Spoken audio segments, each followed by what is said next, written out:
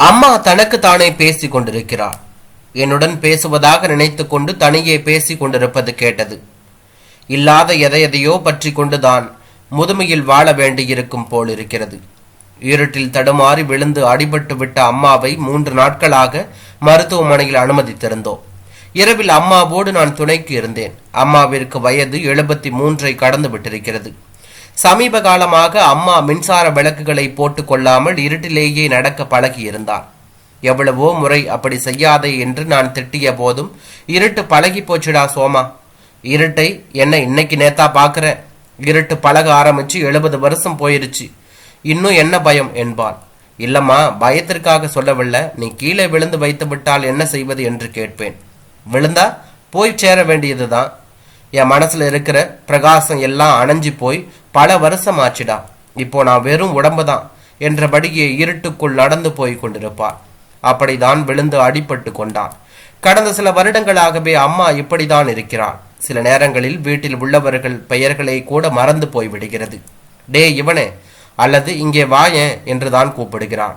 முதுமை அடையும் போது உடலின் எடை குறைந்து மெலிந்து போய்விட வேண்டும், இல்லாவிட்டால் யாராவது தூக்கி கொண்டு போய் டாய்லெட்டில் உட்கார வைக்க முடியும் என்று அவளாகவே சொல்லிக் கொண்டிருக்கிறாள். அதற்காக சாப்பாட்டை குறைத்துக் கொள்வதுடன் தன்னை வருத்தி கொள்ளவும் ஆரம்பித்திருக்கிறாள். இள வயதில் அம்மா நல்ல பருமனாக இருந்தாள். அதற்கு அவள் சொல்லும் காரணம் அப்பா. அவர் எப்படி காரணம் என்று கேட்டால் நினைவுகளை தொட்டு துவங்கி விடுவாள்.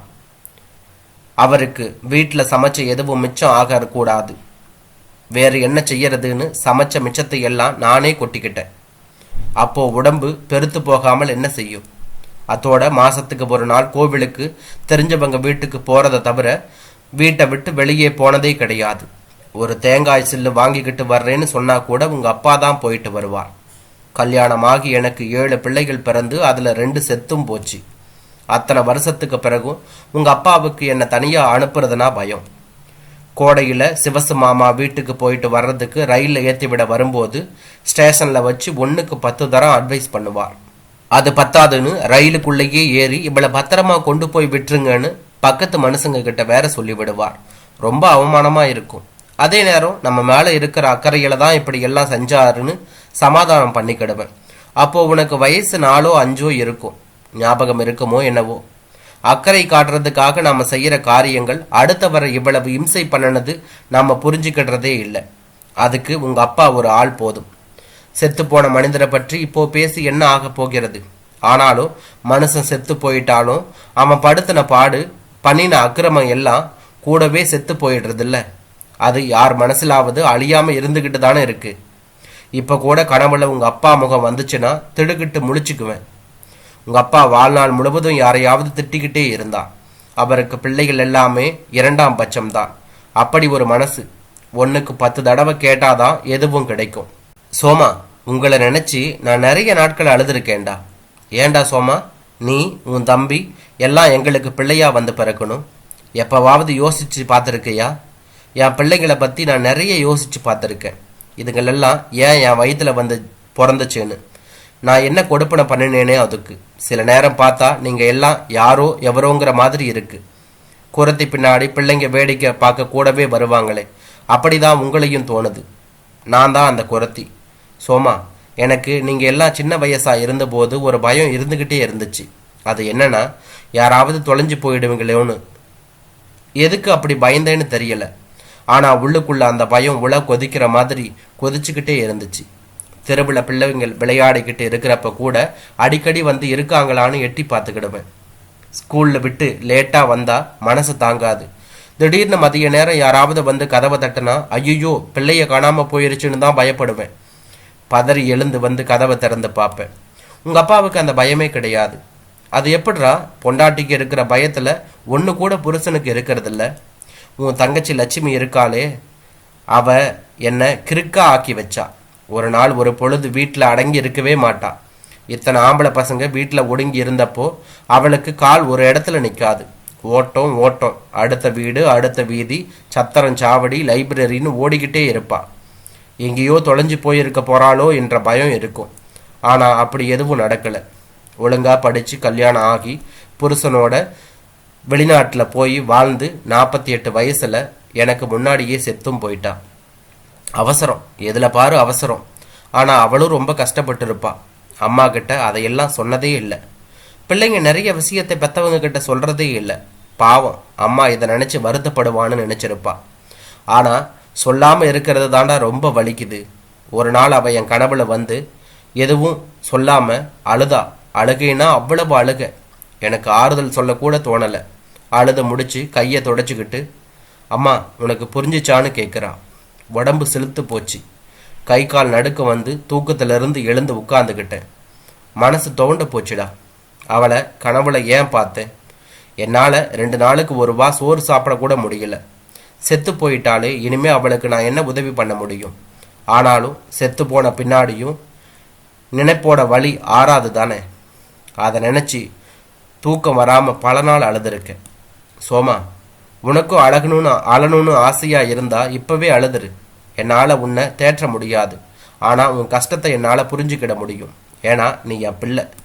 பெற்றவங்களுக்கு பிள்ளைங்க கஷ்டம் அவங்க சொல்லி தான் தெரியறதுன்னா அதை விட கேவலம் அவமானம் வேற எதுவும் இல்லை. நீ, உன் தங்கச்சி, உன் தம்பி எல்லாம் என் உடம்புல கொஞ்சம் பிச்சு எடுத்துட்டு பிறந்தவங்க தானே. எனக்கு கை கால் வலிக்குன்னா யாராவது வந்து சொல்கிறாங்க. நானா தெரிஞ்சுக்கிடுறது இல்லை. அப்படி தான் உங்கள் கஷ்டமும் வலியும் நானாக தெரிஞ்சுக்கிடுறேன். எனக்கு உங்கள் யார் மேலேயும் கோபம் இல்லைடா. ஆனால் நிறைய வருத்தம் இருக்குது, ஆதங்கம் இருக்குது. அது என் சுபாவம். எனக்கு நடந்ததை நான் யார்கிட்டையும் சொல்லாமல் புத்து மாதிரி எனக்குள்ளேயே வளர்த்துக்கிட்டேன். புத்து வளர்ந்து என்னைய மூடிக்கிடுச்சு. அதுக்கு வேற யாரும் பொறுப்பு இல்லை. சோமா, எனக்கு ஒரே ஒரு ஆசைடா. நான் ஒரு கதை எழுதணும். சொன்னால் உனக்கு ஆச்சரியமாக இருக்கும். நான் ஒரு கதை எழுதி அது கலைமகளில் 1952 வருஷம் வெளியாகி இருக்குடா. கதைக்கு தலைப்பு பிராப்தம். அதுக்கு படம் போட்டது யார் தெரியுமா? ஓவியர் சங்கர். என்ன அருமையாக வரைஞ்சிருப்பார் தெரியுமா? எதுக்கு அந்த கதையை எழுதுனேன்னு தெரியல. ஆனால் அப்போதான் கல்யாணம் ஆகி உங்கள் அண்ணன் பிறந்து இருந்தான். உங்கள் அப்பா வத்தலகுண்டில் தாசில்தார் ஆஃபீஸில் வேலையில் இருந்தார். நாங்கள் குடியிருந்த வீட்டுக்கு பக்கத்தில் ஒரு லைப்ரரி. பகலில் உங்கள் அப்பாவுக்கு தெரியாமல் அங்கே போய் காண்டேக்கர் எழுதின புத்தகங்களை எடுத்து வந்து படிக்க ஆரம்பித்தேன். என்னை பற்றியே எழுதியிருக்கிற மாதிரி இருந்துச்சு. அப்போதான் மனசில் ஒரு கதை தோணுச்சு. அதை காண்டேக்கர் கதை மாதிரியே பார்த்து பார்த்து எழுதினேன். கதையை எழுதி முடித்ததுக்கு அப்புறம் என்ன பயம்னு தெரியல. அந்த லைப்ரரியன் கிட்ட கேட்டேன். அவர் தான் கலைமகளுக்கு அனுப்பி வைக்க சொல்லி முகவரி கொடுத்தார். அனுப்பி வச்சுட்டு மறந்துட்டேன். 4 மாதம் கழித்து அது வெளியாகி இருந்துச்சு. அச்சில் என் கதையை பார்த்த சந்தோஷம் தாங்க முடியல. உங்கள் அப்பா மதிய சாப்பாட்டுக்கு வந்தப்ப அவர்கிட்ட பத்திரிக்கையை நீட்டினேன். நீ எழுதினதான்னு கேட்டார். தலையாட்டினேன். சாப்பிட்டு முடிச்சுட்டு ஊஞ்சலில் உட்கார்ந்து படித்தார். பரீட்சை பேப்பர் திருத்தர வாத்தியார் முன்னாடி நிற்கிற பொண்ணு மாதிரி கையை கட்டிக்கிட்டு நின்றுக்கிட்டு இருந்தேன். உங்கள் அப்பா படித்து முடிச்சுட்டு ஒரு பெரிய மூச்சு விட்டார். பிறகு எழுந்து சமையல் கட்டுக்குள்ளே போனார். ஒரு தீக்குச்சியை எடுத்து அந்த கதையை கிழிச்சு அதுக்கு தீ வச்சார். வேற ஒன்றுமே பேசலை. அப்படியே போய் மாடியில் அவர் ரூமில் போய் தூங்க போயிட்டார். எரிந்து கிடந்த காகிதத்தை பார்த்துக்கிட்டே இருந்தேன். அழுகை முட்டிக்கிட்டு வருது. அவமானமாக இருந்துச்சு. சாயங்காலம் அவர் வெளியே கிளம்பும்போது காஃபி கொண்டு வந்து வச்சுட்டு கதை பிடிக்கலையான்னு கேட்டேன். அவர் யாரை கேட்டுட்டு நீ கதை எழுதுனேன்னு கேட்டார். மனசில் தோணுச்சு, எழுதுனேன்னு சொன்னேன். உனக்கு ஏதுடி பேனா காகிதம் யாரு கொடுத்தான்னு கத்தினார். வீட்டில் இருக்கிறதே உங்கள் பழைய பேனா, வெள்ளை காகிதம் நைனார் கடையில் போய் வாங்கினேன்னு சொன்னேன். பகலில் தனியாக கடைக்கு வேற போயிட்டு வர ஆரம்பிச்சிருக்கியா?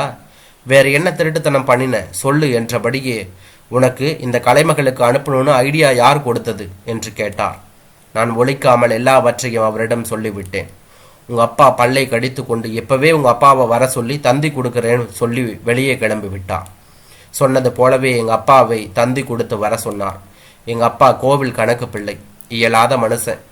அவர் மாப்பிள்ளை கோபமாக இருக்கிறார்னு தெரிஞ்சதும் என்ன செஞ்சார் தெரியுமா? சாஷ்டாங்கமாக உங்கள் அப்பா காலில் விழுந்து கெட்டியாக பிடிச்சிக்கிட்டு என் பொண்ணு செஞ்ச தப்பை மன்னிச்சு ஏற்றுக்கோங்கன்னு அழுதார். உங்கள் அப்பாவுக்கு அது போதலை.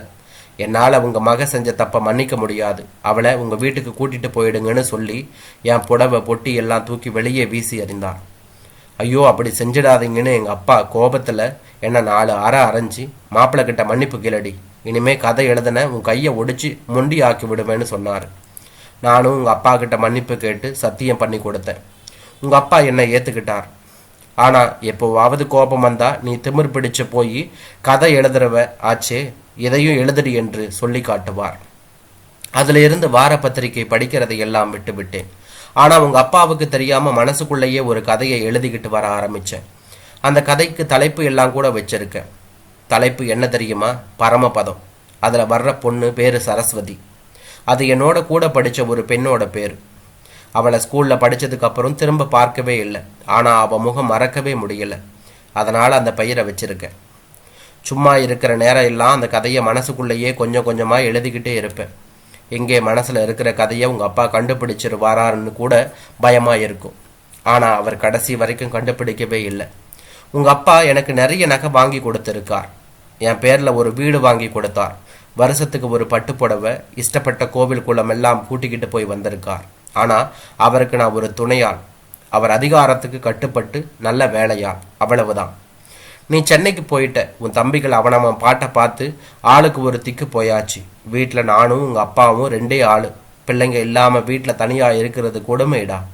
கிறுக்கச்சி மாதிரி நீங்க விளையாண்ட சுவரை தொட்டு பார்க்கறதும் படுத்த படுக்கையை தடவி பார்க்கறதுமா இருப்பேன். ஏண்டி வீட்லேயே இருக்க, வெளியே எங்கேயாவது கோயில் குளம்னு போயிட்டு வர்றதுன்னா போயிட்டு வாவேன் என்று உங்க அப்பா சொல்லிக்கிட்டே இருந்தார். வயசானதுக்கு அப்புறம் அவர் தப்ப உணர்ந்துட்டாருன்னு நினைக்கிறேன். எனக்கு தான் வெளியே போக பிடிக்கல. செக்கு மாட்டை அவுத்து விட்டா அது எங்க போகும்? உங்க அப்பா இறந்து போன பின்னாலும் என் கூடவே அவர் இருக்கிற மாதிரியே தான் இருக்கு. என் 2வது கதையை எழுதி வெளியிடுறதுக்கு துணிச்சலே வரல. இனிமே நான் கதை எழுதி என்ன செய்ய போறேன்? ஆனாலும் மனசு கேட்க மாட்டேங்குது. உங்க அப்பாவுக்கு நான் எழுத மாட்டேன்னு சத்தியம் பண்ணி கொடுத்துருக்கேன். அதை அவர் இல்லைங்கிறதுக்காக என்னால் மீற முடியாது. அதனால சோமா, உங்ககிட்ட அந்த கதையை சொல்றேன். நீ எழுதி கலைமகளுக்கே அனுப்பி வச்சிரு. ஆனா உன் பேரு போட்டுக்கோ.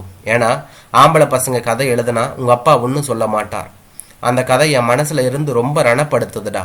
ஒருவேளை அதை சொல்லாமலேயே நான் செத்து போயிட்டா ஒரு கதை அநியாயமா என்னோடவே புதஞ்சு போயிருமோன்னு அந்த பாவத்தை என்னால் தாங்க முடியல. சோமா, அந்த கதையை உங்ககிட்ட சொல்லட்டுமா? கவனமா கேட்டுக்கிறியா? நான் சொல்றதுல எதையும் மாத்திடாத. பேருக்கு தான் அது கதை, ஆனா நடந்தது எல்லாம் நிச்சயம். கதையினாலே அப்படிதான். கிட்டவா, உங்க அப்பா பக்கத்துல இருந்து கேட்டுக்கிட்டே இருக்க போகிறார் என்றபடியே அம்மா தனக்கு தானே முணுமுணுத்து கொண்டிருந்தார். மருத்துவமனையில் ஓடும் மின்விசிறியின் சப்தம் மட்டும் சீரற்று கேட்டு கொண்டிருந்தது. அம்மா மௌனமாகி விட்டிருந்தார். அம்மாவினை எழுப்பி, என்னம்மா கதை கதைன்னு ஏதோ சொல்லிக்கிட்டு இருந்தியே, என்னது அது என்று கேட்டேன். கலக்கத்துடன் கண் விழித்தபடியே, தெரியலடா, மறந்து போச்சு, ஞாபகம் வந்தா சொல்றேன் என்றாள். பிறகு அந்த கதையை அம்மா நினைவு கொள்ளவே இல்லை, தான் இறக்கும் வரை என்று சொன்னான்.